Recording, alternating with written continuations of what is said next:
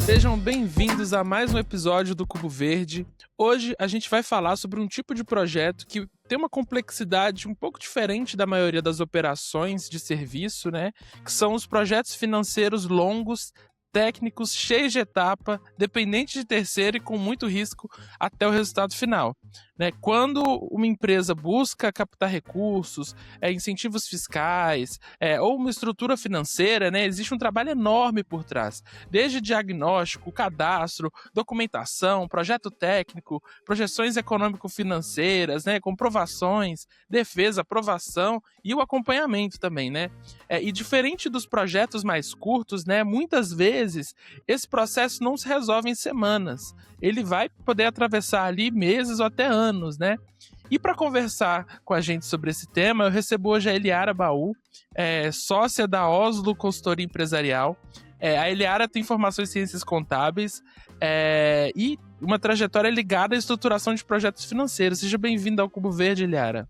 Obrigada. Tudo bem, pessoal? E também para conversar sobre esse tema aqui, a gente tem ele que está sempre comigo aqui no Cubo Verde, que é o André, criador da Vértice e do Task Rush. Seja bem-vindo novamente, André. Obrigado, Adriano. Eliara, obrigado novamente por aceitar o nosso convite. Tem muita coisa ali, hein? Só na sua introdução dá pra gente falar aqui umas 2 horas sobre o tema. Vambora. E eu, quem tá falando com você que tá ouvindo aqui agora, eu sou o Adriano, trabalho na Vértice e sou o host do Cubo Verde, então vamos lá.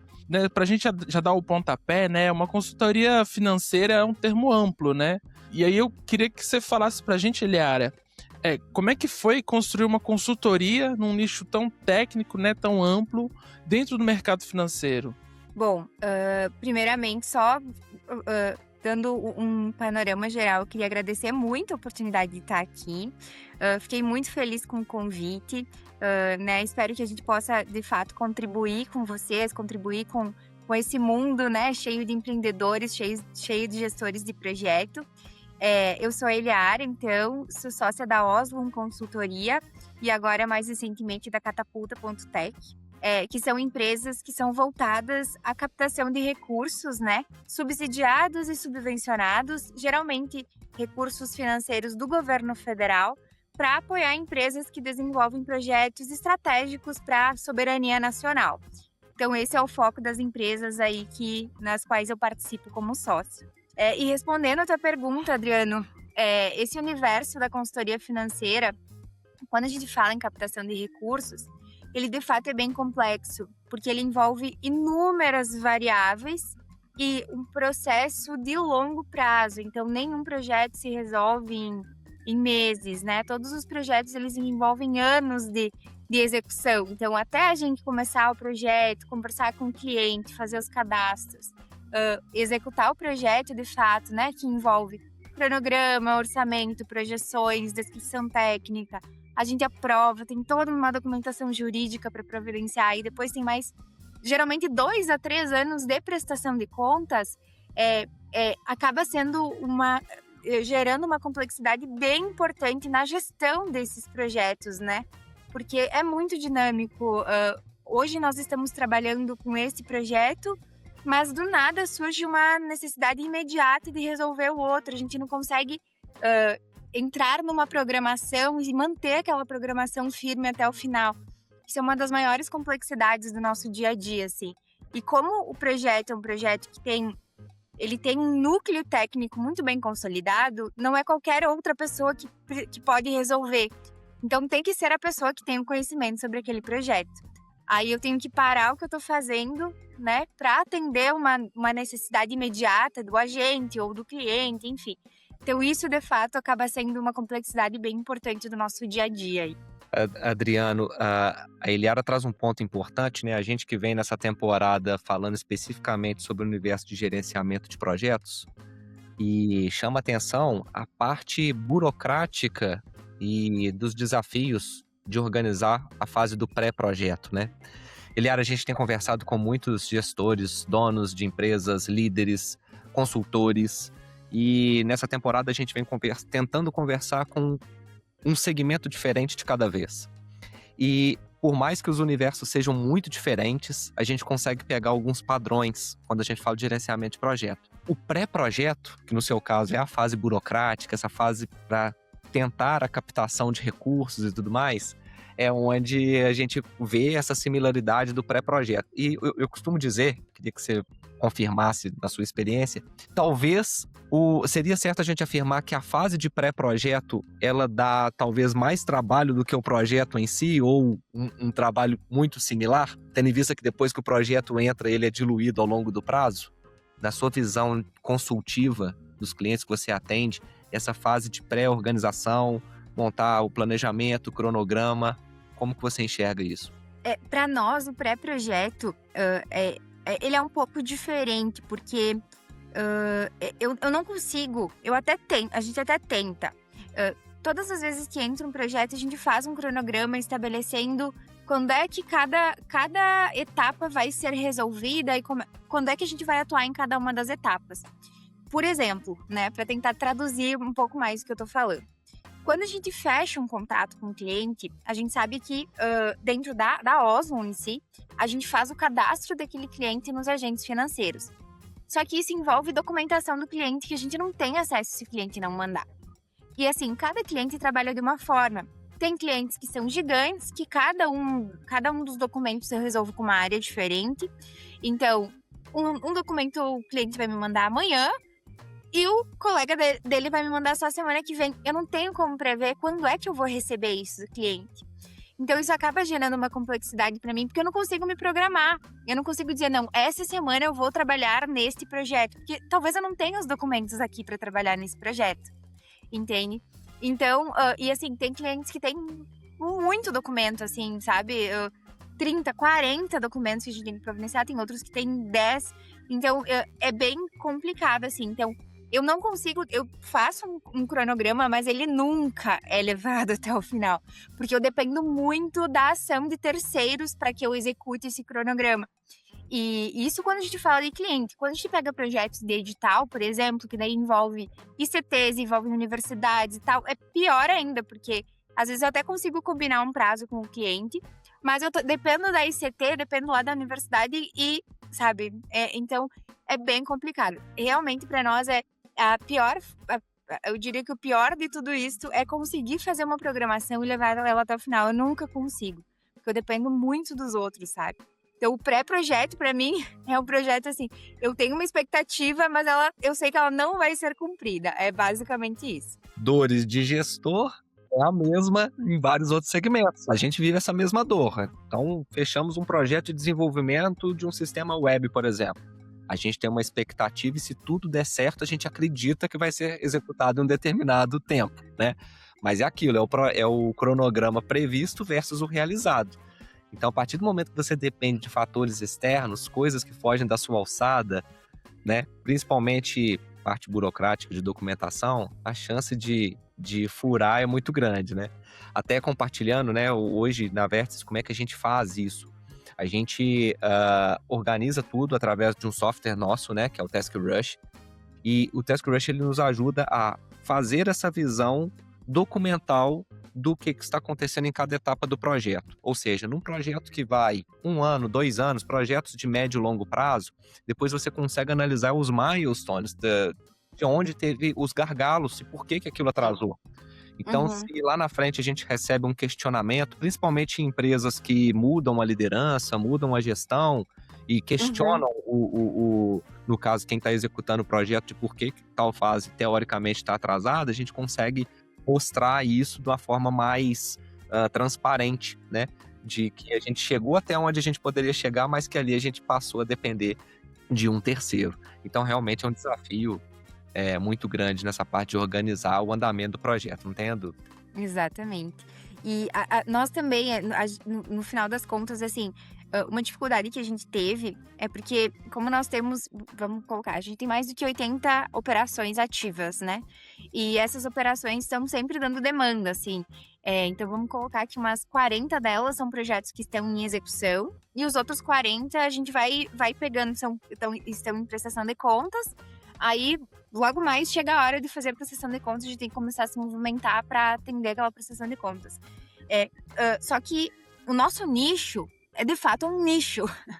Então a gente não encontrou no mercado uma alternativa que conseguisse atender as nossas necessidades, assim, que fosse de prateleira. A gente não encontrou, a gente testou inúmeras, assim, inúmeras. Mas a gente sempre tinha alguma questão ali que a gente não conseguia, não fechava com o nosso dia a dia, sabe? Então isso foi uma dificuldade. Daí encontrar alguém para desenvolver também, acabava ficando bem complicado, assim, a gente tá sempre envolvido na operação, acabava não tendo nem tempo, assim, de correr atrás de alguém para desenvolver isso para nós.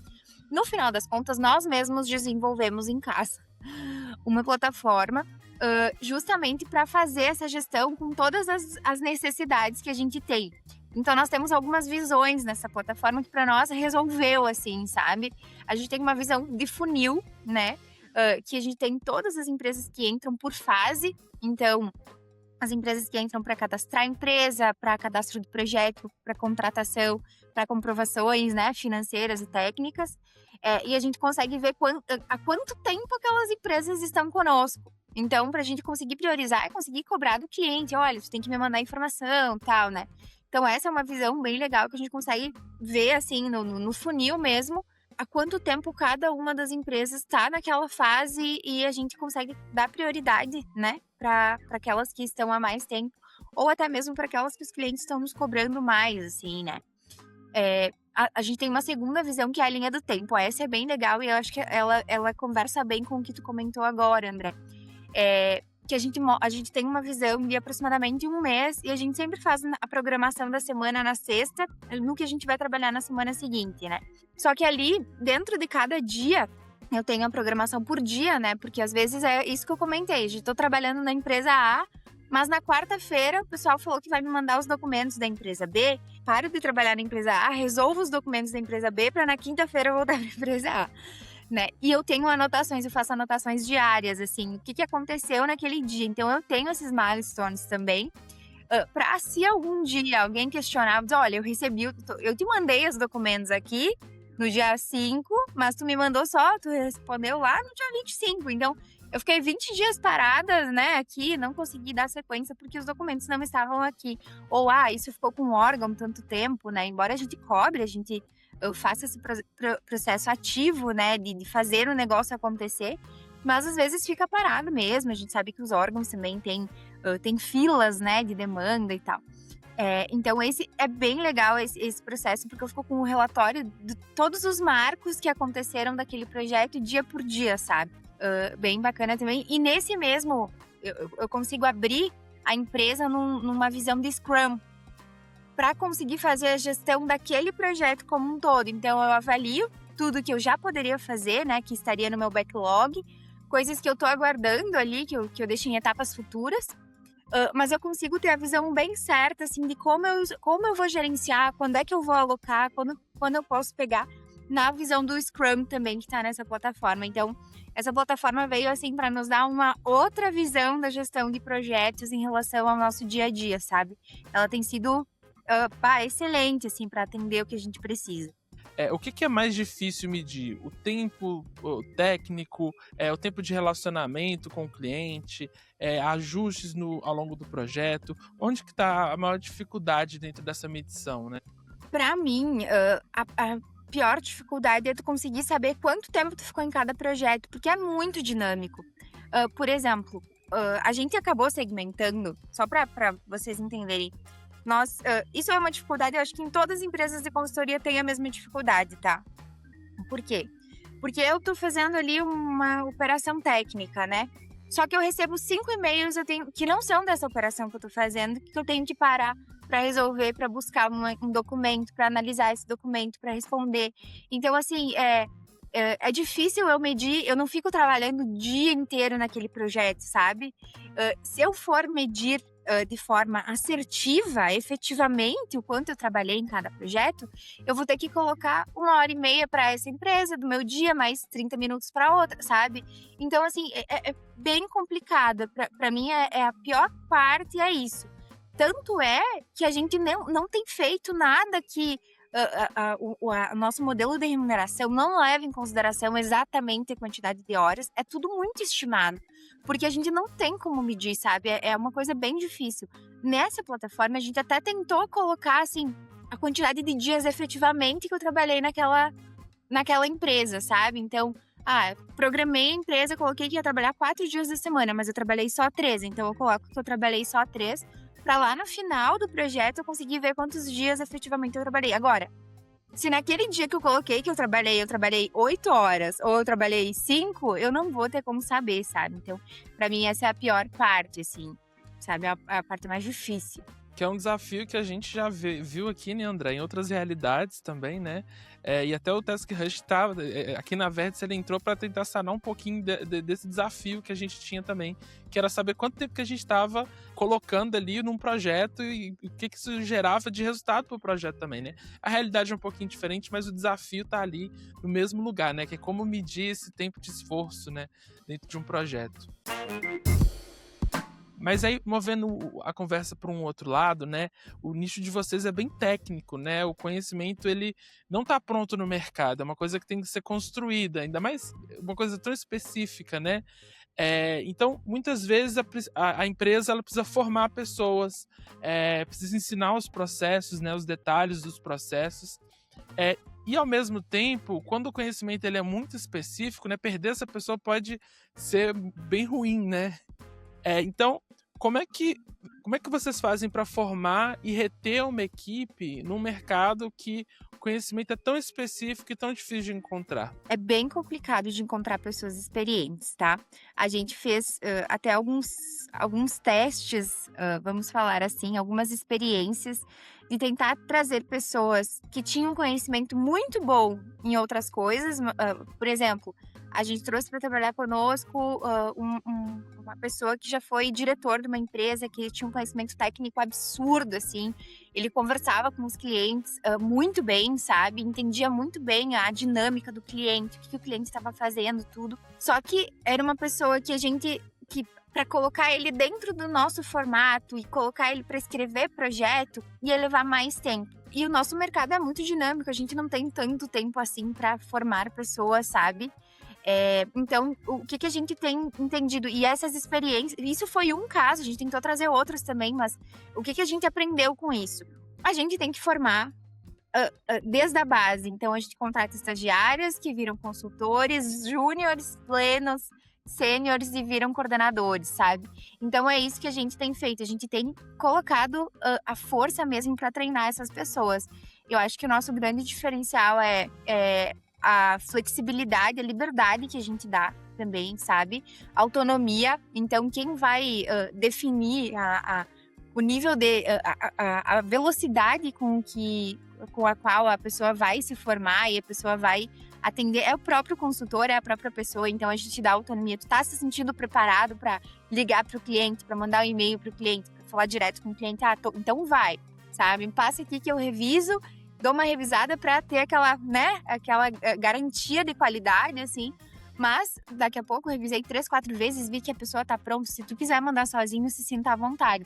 E assim, as pessoas vão ficando se sentindo mais seguras. E a segurança, né, gera o crescimento. Então, a partir do momento que a pessoa consegue conversar com o cliente, ligar, cobrar, sabe? A pessoa vai crescendo de forma automática, né? Vai entendendo mais o nosso negócio de forma automática. Outra coisa que a gente faz é a gente insere todo mundo em todas as discussões. Então, assim, nós não temos... a gente tem até as reuniões de núcleo para não tornar as reuniões muito extensas, né? Porque senão a gente teria que fazer uma reunião toda semana ali, falar de todas as operações. Então, a gente separa núcleo financeiro, núcleo técnico e o núcleo jurídico ali. E a gente vai falar das empresas que estão em cada um dos núcleos e como é que a gente vai trabalhar nelas na próxima semana. Mas todos os dias a gente tem uma reunião diária que a gente fala das operações que estão pegando, do que é mais prioridade, e todas as pessoas estão envolvidas, desde o estagiário até o sócio, sabe? Então, todo mundo sabe o que está acontecendo, quais são as nossas dificuldades, quais são as nossas oportunidades também. Então, eu acho que isso também é algo que acaba envolvendo as pessoas, né? E colocando elas, assim, a par do nosso dia a dia e vendo que elas estão preparadas, né? E vão ficando cada vez mais preparadas para assumir novas posições, assim. Eu acho que isso também é um diferencial que a gente tem. Esse modelo da organização mais horizontal, né, faz muito sentido. Primeiro que, para mim, é a questão do pertencimento. Independente do nível da pessoa na empresa, ela se sente que está podendo colaborar, mesmo que num primeiro momento mais como ouvinte ali, para poder captar, né? E abrindo um parênteses, nessa esfera, né, Eliara, de projetos consultivos, eu acho que o papel principal do time de liderança é formar novos líderes, que é um baita desafio. Porque eu tenho para mim que a parte técnica, eu costumo falar isso várias vezes, e quem escuta os podcasts às vezes já está até cansado de ouvir eu falando isso, mas a parte técnica, ela geralmente é a menos difícil. Eu não vou falar que é a mais fácil, mas é a menos difícil, porque tudo que é técnico é treinável. Então, se você tiver persistência, tiver um pouco de competência, você pega o techniquez da coisa. Mas a parte de comunicação, até o ponto que você falou, né? Até que aquela pessoa que entrou se sinta apta, não no sentido técnico, mas que ela consiga ter fluidez para conversar com o cliente, orientar, até o ponto do handoff ali da pessoa aí sozinha. Eu acho que esse é o principal desafio do gestor da empresa, né? De conseguir formar isso. E mais desafiador ainda é ter a percepção de quem tem essa competência ou não. Porque quando a gente contrata primeiro olhando o técnico, né? E talvez ali seja até a maior, não vou falar falha, mas o principal fator desafiador mesmo na hora que você contrata. Eu preciso de uma pessoa aqui que ocupe essa cadeira e que ela saiba fazer tal coisa. Beleza, né? Apertar o parafuso ali, o cara aprende. Mas e depois, né? Para lidar com o cliente ali no tete a tete. Esse cara vai ter uma capacidade de negociar um prazo, de explicar que deu um BO, que alguma coisa fugiu do eixo que a gente estava programado, tocar num assunto chato, que às vezes é uma responsabilidade do cliente, não nossa. Então, né? Então esses são os desafios. Aí a gente já está misturando um pouco aqui, mas quem lida com gerenciamento de projetos lida automaticamente com gerenciamento de pessoas, né? Tá interligado esses pontos. Eu acho que é uma das grandes dificuldades da gente que está na linha de frente, assumir isso, ao mesmo tempo dando competência e capacidade dessa pessoa chegar lá. A pessoa também tem que tentar ir por aproveitar desses momentos de que a empresa tem uma cultura horizontal para conseguir atingir novas posições, né, Liara? Sim. É que assim, vai bastante do perfil. Eu acho que toda empresa tem que ter todo tipo de perfil. Sim, isso é um lema que eu levo, sabe? O que isso significa? Não adianta eu ter só pessoas ambiciosas na minha empresa e que querem crescer, porque talvez vai chegar um momento em que alguma delas vai se frustrar, né? Então eu tenho que ter pessoas assim, de vários perfis diferentes. Eu tenho que ter uma pessoa super proativa que quer correr atrás e quer ganhar aquela autonomia e quer ser segura, mas eu tenho que ter pessoas com um pouco menos de ambição que aprendam o técnico e que fiquem, sabe? Que tenham tempo de cadeira, vamos pensar assim, para aprender o técnico e dominar aquele técnico também, porque nós precisamos disso, nós precisamos de pessoas que tenham um jogo de cintura para conseguir negociar com o cliente, para conseguir negociar com o órgão, mas eu tenho que ter pessoas que dominem o técnico e que seja o meu ponto de apoio, né, técnico, para quando eu precisar ter uma corrida e saber, porque os gestores, quando tu chega em níveis mais altos numa organização, tu acaba sabendo menos, tu sabe um pouco de tudo. Tu não sabe, né, de forma aprofundada de cada um dos projetos. E eu preciso ter essa pessoa que saiba de forma aprofundada do que está acontecendo no projeto. Então, para mim, tu tem que ter esses perfis diferentes, sabe? Para conseguir criar uma empresa que se sustente, uma empresa orgânica, né? Claro, isso não quer dizer que a pessoa não vai crescer, ela vai crescer de outras formas, né? Ela vai crescer financeiramente, talvez ela não vai assumir cargos de coordenação que tenham essa gestão por trás e esse perfil mais, né? Como é que eu posso explicar? Esse perfil com mais jogo de cintura mesmo, né? Que saiba contornar situações e tal. Mas ela vai ter outro tipo de crescimento que vai ser a referência técnica dentro da empresa. Então, na minha percepção, é isso, sabe? E a gestão de pessoas, para mim, é um dos maiores desafios, principalmente, de novo, voltando, né? Dando uma ênfase pro nosso negócio, que é muito nichado. E os gestores acabam tendo que resolver muita coisa e, às vezes, a gente não tem muito tempo de dar atenção pra gestão de pessoas, pra sentar, pra pegar pela mão, pra ensinar, sabe? Então, as coisas vão meio acontecendo assim, ó. Tô te dando o desafio, resolve pra mim. Se der qualquer coisa errada, se tu precisar de um apoio, eu tô aqui. Mas vai lá e resolve, sabe? E é assim que as coisas, que eu vejo, assim, que é assim que as coisas de fato acontecem. Porque a pessoa vai vendo, o consultor vai vendo que aquilo não é um bicho de 7 cabeças. Que ele tem capacidade de resolver. O que faltava era um empurrãozinho, sabe? Então eu vejo que às vezes é assim que as pessoas de fato crescem, colocando elas no desafio mesmo. Não, com certeza. Mas só para complementar, né? Eu concordo muito com o que você falou.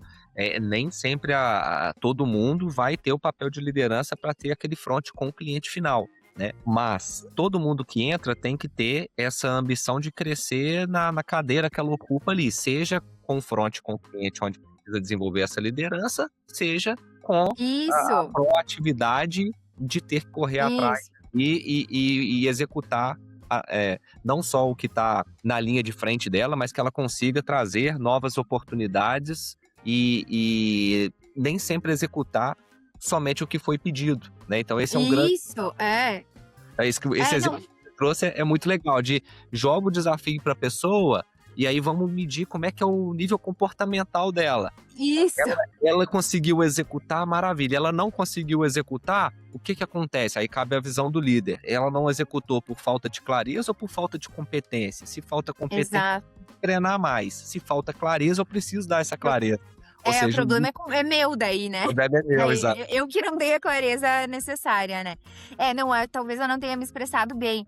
Quando eu falo em ambição, é porque a gente vê, assim, pelo menos essa geração que tá chegando aí pro mercado, eu tenho visto que eles têm muita ambição, assim.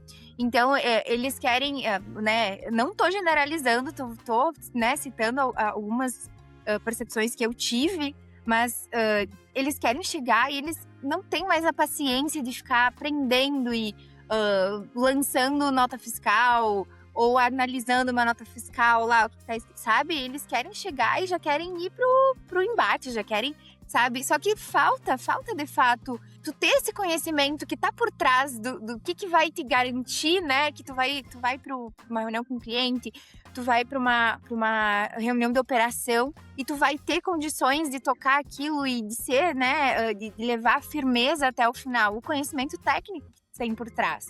Então é isso que eu vejo, assim, quando eu falo de ambição, é essa ambição de chegar e não ter a paciência de ficar, né, na tua cadeira e aprender aquilo até o fim, tecnicamente falando, né?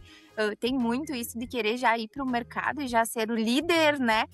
E eu vejo que esses perfis diferentes que eu acho que a gente tem que ter. Tem que ter essa pessoa que quer ir para o mercado mesmo, mas tu tem que ter aquela pessoa que quer sentar e quer aprender, né? Tudo que precisa ser feito ali no operacional antes de assumir novas responsabilidades, assim, em termos de liderança mesmo. Ele era uma coisa que me veio enquanto vocês estavam falando sobre essa questão, né, de treinar a equipe, de preparar a equipe, foi que isso também traz um desafio de acompanhar o projeto, né, porque isso vai impactar ali a margem de lucro, vai impactar a prioridade, e como é que vocês fazem para lidar com isso, né, principalmente pensando em priorizar um projeto ou outro, como é que vocês alocam, né, esses projetos ali, pensando principalmente na margem, né, e na dificuldade mesmo de alocar essa equipe tão especializada em cada projeto. Como é que vocês fazem isso? Como é que funciona? A gente, depois que um cliente nos contrata, a gente esquece a margem de lucro, é basicamente isso. Ele vira a nossa prioridade e a gente quer fazer ele sair da Osmo ou da nossa operação satisfeito e querendo fazer uma outra operação conosco. Isso vira o nosso ponto principal. A gente esquece se a gente vai ter lucro naquilo ou não, tá? Por quê? Porque nós sabemos que o que a gente faz é algo muito importante para o desenvolvimento da empresa. Muita empresa não conhece as linhas da FINEP. Não conhece, não sabe, nunca ouviu falar. Muitas conhecem, já tentaram e nunca conseguiram porque o processo é burocrático. Então, quando uma empresa nos contrata pela primeira vez, assim, nunca fiz FINEP, né? Quero fazer, a gente quer que ela tenha uma experiência boa. Então, a gente acorda, né, uma remuneração que na nossa percepção vai trazer lucro, sim, claro, sempre a gente, né, trabalha para o lucro, mas assim, se a gente não consegue ter uma ideia, se aquela demanda, quantas alterações, quantas diligências eu vou ter que ter até ter sucesso 100% naquilo e fazer a última prestação de contas. Então, eu não tenho muita ideia, voltando de novo à nossa dificuldade de conseguir gerenciar quanto tempo leva para cada operação. Eu não tenho como saber quantas horas eu vou levar em uma operação ou outra. Isso é bem complicado para mim. Então, eu sempre parto da premissa que eu vou ter lucro, sabe? Mas como é que a gente faz? Nós temos as pessoas mais especializadas hoje, são as pessoas que estão gerenciando os núcleos que a gente tem, tá? Então, assim, muito antigamente, no começo do meu processo de consultoria, cada pessoa pegava um projeto do início ao fim. Então, essa pessoa pegava um projeto e fazia o cadastro da empresa, fazia todo o descritivo técnico, o orçamento, o cronograma, as projeções econômico-financeiras, depois fazia a contratação e as prestações de contas. Era a mesma pessoa. Qual que era o problema disso? Porque eu, por exemplo, falando de mim mesma, eu sou formada em contábeis, mas eu tenho um viés muito mais para a área técnica. Então, eu vou muito melhor, né? Eu me saio muito melhor escrevendo o projeto, definindo a estratégia de como eu vou defender aquele projeto, encontrando meios de tornar aquele projeto, assim, tornar aquele projeto não, mas de demonstrar o quanto aquele projeto é inovador, tá? Então, para mim, não era nada muito complexo, mas eu ia muito melhor, eu era muito mais rápida, muito mais ágil, muito mais efetiva no descritivo do projeto do que, por exemplo, numa projeção econômico-financeira. E isso tinha pessoas ao inverso, que se saíam muito melhor em projeção econômico-financeira do que fazendo o descritivo técnico de projeto. Então, a gente viu isso e vamos aproveitar o que cada pessoa tem de melhor, né? Então, nós segmentamos, a gente agora seleciona por perfil. Então, eu tenho um perfil mais técnico, beleza, você vai trabalhar na área técnica, que vai fazer descritivo de projeto e comprovação técnica. Não, eu tenho um perfil mais numérico, né? Então, você vai ser alocado para a área financeira, que vai fazer projeções econômico-financeiras, cadastro de empresa, comprovações financeiras também. Então, os nossos principais especialistas estão gerindo as atividades dessas duas áreas, assim. E nós estamos formando outros especialistas que daí dentro de cada uma dessas áreas, eles conduzem operações específicas. Então, eu tenho um especialista que gere tudo e depois eu tenho outros especialistas que estão em formação que vão atender, cada um atende, por exemplo, 10 empresas. Aí ele sabe tudo o que está acontecendo naquele projeto das empresas. E claro, eu tenho que ter uma comunicação muito clara entre essas duas áreas, né? Para que cada um saiba o que está acontecendo na outra área do mesmo projeto. Então, esse também é um desafio, tá? Fazer com que essas áreas se comuniquem porque é dinâmico, né? A gente está sempre correndo e sempre querendo entregar. Então, às vezes, esse tempo de parar, sentar, explicar, ver o que cada um está fazendo na área, acaba sendo desafiador, mas a gente tem organizado para que isso não deixe de acontecer, essa comunicação, sabe? Entre as duas áreas, porque de certa forma, o projeto é um só e tudo tem que conversar, tudo tem que ficar muito coerente. Então, tu ganha de um lado, mas tu perde de outro, sim. Mas a gente entendeu que a melhor forma hoje de fazer as coisas acontecerem e ter um resultado ótimo para tudo que a gente faz foi esse, assim, separando por núcleos. Muito complexo, né? São muitas nuances, muita coisa para se pensar. E aí uma coisa que me veio, assim, de dúvida mesmo, né? Que a gente tá nesse cenário em que as tecnologias de automação, elas estão muito fortes, né? A gente tem a IA aí chegando para ajudar a gente nisso. E aí vocês utilizam esse tipo de tecnologia hoje? Ajuda vocês de alguma forma? Então, Adriano, esse ponto que tu trouxe é um ponto bem importante, porque a IA ela veio para revolucionar o nosso mercado. Não tem como uma empresa de consultoria que escreve descritivo técnico não usar IA. Assim, a gente tem muitas questões de confidencialidade. A gente trata de projetos de inovação que estão lá no núcleo das empresas, tá? Então, nem tudo a gente pode colocar na IA. A gente não pode simplesmente terceirizar para a IA o nosso trabalho, porque a IA é terra de ninguém, vamos pensar assim, né? A gente nunca sabe o dia da manhã, quem é que vai invadir, quem é que não vai, se vai vazar aquela informação, se não vai. Então, a gente toma muito cuidado para não colocar o núcleo do que a empresa está desenvolvendo dentro da IA, tá? Mas a gente usa IA. Então, pesquisas que a gente fazia antes e como as coisas funcionam, tecnicamente falando, conceitos técnicos sobre projetos, né? Sobre fenômenos químicos, físicos, tudo isso a gente hoje utiliza IA, sabe? Então, eu quero desenvolver melhor esse trecho aqui, me ajuda a desenvolver melhor. Claro que, assim, a IA nada é sem todo o conhecimento que a gente gerou por trás, né, de como desenvolver projetos. Mas a gente usa sim. E aí, por que eu falei que era muito importante esse tema que tu trouxe, Adriano? Porque vendo essa oportunidade, assim, a gente sempre foi uma empresa meio inquieta, assim, sabe? Sempre tá buscando formas de melhorar e inúmeras formas de melhorar. Mas quando surgiu a IA, eu vi que a gente tinha uma oportunidade muito clara de atender empresas, atender clientes que a gente não conseguia atender na Osmo, né? Por quê? A gente, como a gente trouxe antes, nós temos pessoas especializadas e a gente tem um custo para fazer os projetos. Os projetos, eles ficam 3 anos conosco, a gente não pode simplesmente cobrar um valor que vai nos dar prejuízo, entende? Eu preciso ter pessoas que como é muito nichado, acaba que eu invisto nessas pessoas. Então, dependendo do quanto eu cobro, não vou ficar 3 anos, 4 anos trabalhando numa operação e não vou cobrar uma remuneração justa que me dê pelo menos uma margem de lucro, né? Então, o que acontecia? Quando a gente tinha muitas empresas, mas muitas, assim, eu não consigo nem contar a quantidade de empresa que chegou até a Oslo querendo fazer projetos de 1 milhão, 1,5 milhão, 2 milhões.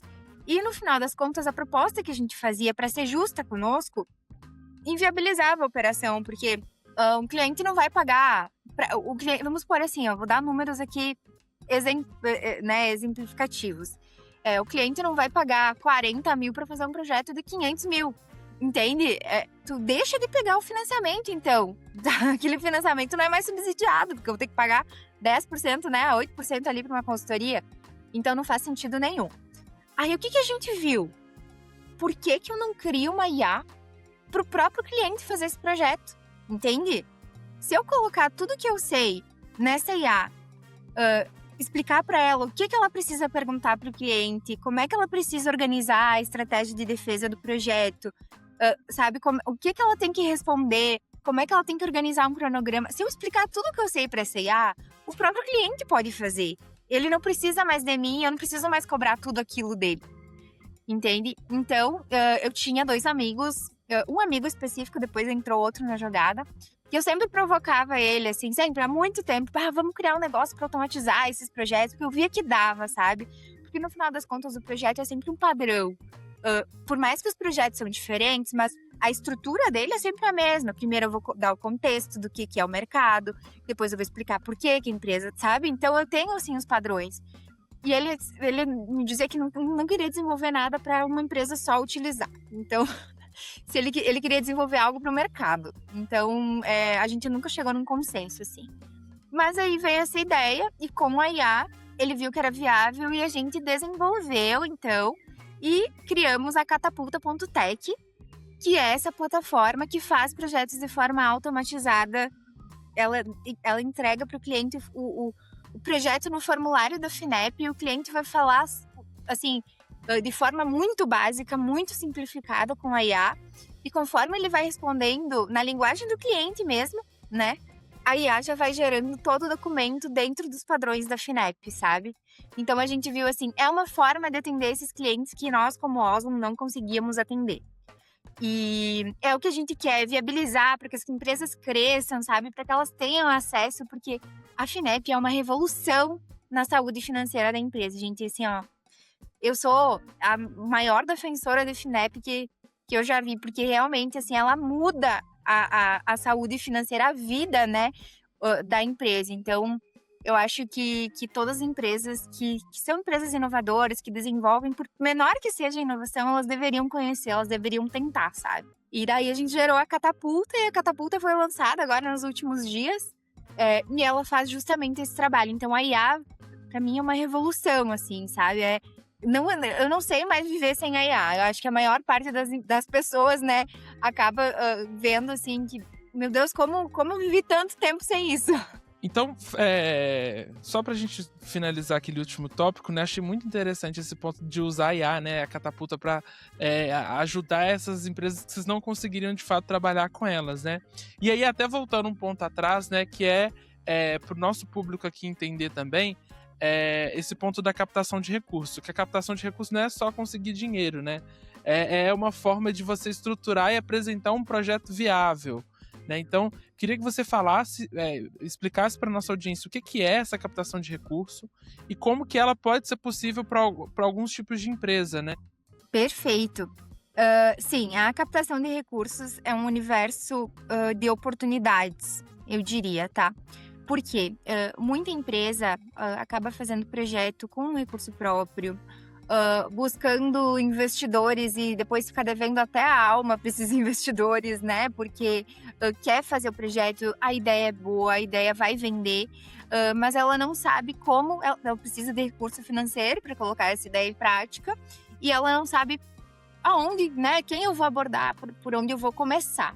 Então, existem essas linhas. Vamos falar aqui nas principais do mercado nacional, né? BNDES e FINEP, que são agentes do governo federal que disponibilizam recursos subsidiados e subvencionados para empresas que investem em inovação. O que isso significa? Falando principalmente de FINEP, tá? FINEP, duas linhas distintas principais. Os recursos de crédito, tá? Então, onde você vai buscar um financiamento para sua operação. Então, você precisa ter uma capacidade de pagamento, tá? Preciso ser uma empresa de grande porte? Não. A partir de 150 mil já pode ser financiado, tá? Só que eu preciso ter um lastro por trás. Então, até empresas que faturam até 300 milhões ou têm projetos de até 30 milhões podem buscar através de agentes descentralizados, tá?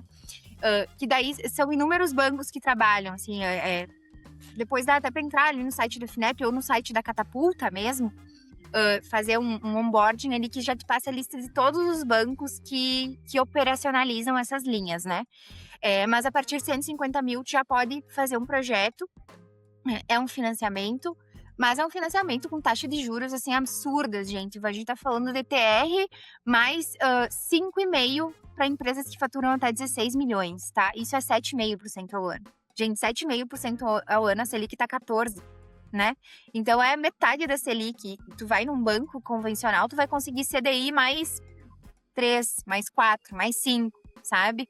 Então, não tem como comparar. Hoje no mercado é a melhor opção que tem. Para empresas que faturam de 16 a 300 milhões, a taxa é TR mais 6,5%. Então, 8,5% ao ano.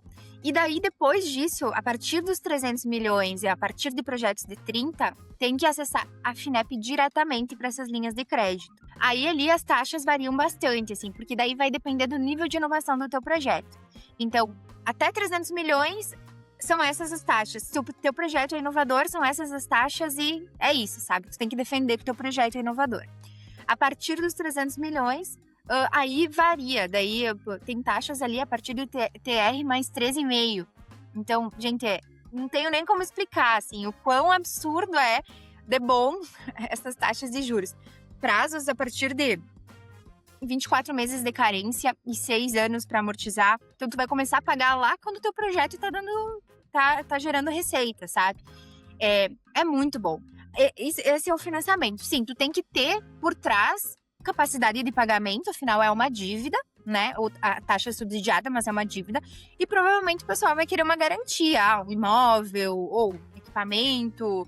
Dependendo do banco que tu pega, se tu já tem relacionamento, eles conseguem ser mais flexíveis na garantia, colocar uma aplicação, sabe? Ou coloca a tua folha, coloca os teus recebíveis no banco e eles fazem no aval, sabe? Então, assim, tem que negociar. A Oslon faz essa parte de negociação. Quando vocês contratam a Oslon faz a parte de negociação. A Catapulta tu já tem que ter negociado, tá? Essa parte de cadastro a Catapulta não faz. E tem a linha de recursos subvencionados. O que isso significa? Aqui tá o tchan do negócio, tá? Porque a empresa não precisa pagar. A empresa recebe recurso para desenvolver projetos e ela não paga depois. O que ela precisa? Qual é a obrigação da empresa? Fazer o projeto, né? Então, ela vai receber o recurso e vai comprovando a evolução do projeto até o final. Ela não pode pegar aquele recurso e simplesmente vou construir um pavilhão, sabe? Não, tu tem que demonstrar. Senão tu vai ter que devolver, e daí vai ter que devolver com inúmeras consequências, né? Que é um dinheiro público. Mas é um recurso subvencionado e a empresa recebe daí. Hoje os editais que estão vigentes são 9 editais que estão vigentes, tá? De inúmeras áreas, tem para área agro, tecnologias digitais, saúde, defesa nacional, enfim, inúmeras. Mas a empresa pode receber de 5 a 50 milhões, dependendo do edital, gratuito, tá? A gente não precisa devolver. Então, sabe, é muito bom, é muito bom. Só que, claro, você tem que desenvolver o projeto e você tem que dar uma contrapartida que ela vai de 5 a 40% do valor do projeto. Então, não é que eu tenho que pagar para a FINEP essa contrapartida. Não, eu tenho que gastar no meu próprio projeto, né? 5 a 40%. Lá no Catapulta também tem todas essas modalidades para quem quiser. E a Catapulta faz os editais, porque inicialmente a gente criou ela para fazer o InovaCred, que é essa linha para empresas menores, mas ela ficou tão boa.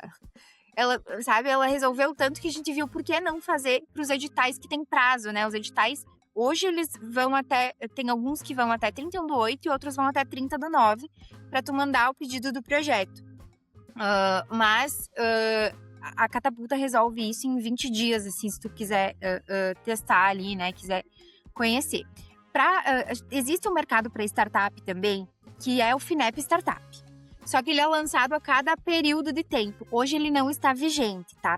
Mas como é que funciona, tá? Você vai escrever o teu projeto. O teu projeto ele passa por uma banca, ele é selecionado. E se ele for selecionado, você ganha um processo de aceleração gratuita e um prêmio que daí depende o tamanho ali, mas varia bastante. Se eu não me engano, os últimos foram de 2 milhões, algo nesse sentido, sabe? Então, eram valores bem importantes, assim. Mas existe o FINEP Startup para empresas que não têm essa capacidade nem de crédito, entende?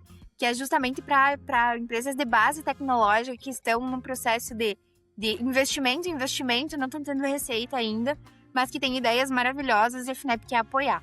Daí a FINEP entra como uma investidora, né? Ela entra lá no balanço, no contrato social da empresa e faz uma valuation do quanto a empresa vale agora. Daqui 5 anos ela faz outra e aí tu pode devolver para a FINEP o percentual que ela adquiriu das tuas ações para daqui 5 anos. É basicamente essa a lógica. Claro que isso eu tô levando em consideração o último edital que teve, pode ser que no próximo mude, né, as regras, mas é basicamente isso mas a gente já fez, a gente já conseguiu aprovação para um FINEP Startup. Não é tanto o nosso foco, mas a gente pode atender clientes também que tenham essa necessidade quando abrir o FINEP Startup de novo. Muito interessante. Achei bem interessante mesmo esse ponto de captação de recursos. Eu conhecia muito dentro do audiovisual, né? Que é um pouco parecido do ramo dos editais ali, mas eu não sabia que existia nesse âmbito, né? Achei bem interessante. Nosso público aqui, a maioria também não deveria saber. Então fica aí apresentado. Achei muito legal. Pessoal, queria te agradecer, Liara, por ter participado aqui com a gente. Foi muito, muito, muito, muito bom. Acredito que esse contexto, né, do financeiro ali, principalmente focado nesse mundo dos editais, dos projetos, acho que foi bem interessante para a gente apresentar para o nosso público também, né? Era uma curiosidade minha. Queria te agradecer por ter participado, ter topado participar. Isso, gente, estou muito feliz. É sempre bom poder falar do nosso negócio, né? Eu sou uma entusiasta da captação de recursos. Eu acho que todas as empresas, todas as pessoas do Brasil deveriam conhecer essas oportunidades.